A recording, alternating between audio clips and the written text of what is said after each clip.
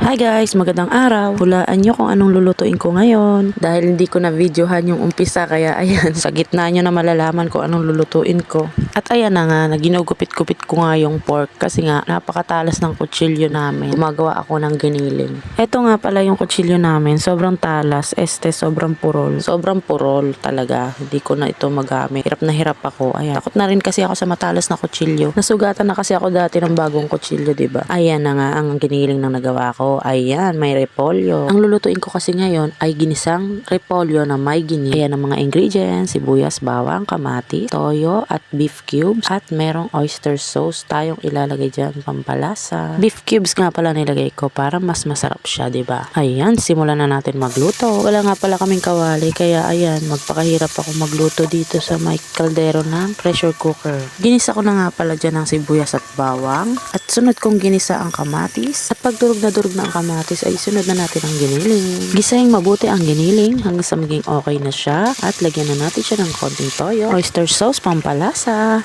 at halu-haluin mo na yan. And then lagyan mo siya ng kalahating baso ng tubig. Lagyan din natin ng kaunting paminta, kalahating beef cubes, pampalasa, mix at pag malambot na ang pork, ilagay na ang repolyo. And then halu-haluin na lang natin yan hanggang sa maluto ang repolyo. Hindi na nga pala ako nagdagdag pa ng sabaw dyan na tubig. Okay na sa akin yan kasi magsasabaw pa yan gawa ng repolyo. I-half cook ko lang yung repolyo. Gusto ko kasi yung crunchy siya. Pero okay din naman kung gusto nyo malambot. Pero para sa akin, okay na yung ganitong luto lang. At ayan nga, nilipat ko siya sa maliit na lagayan. Kasi ang laki ng kaldero ng pinaglutuan ko. O siya, hanggang dito na lang guys. Hanggang sa muli natin pagkikita. Paalam!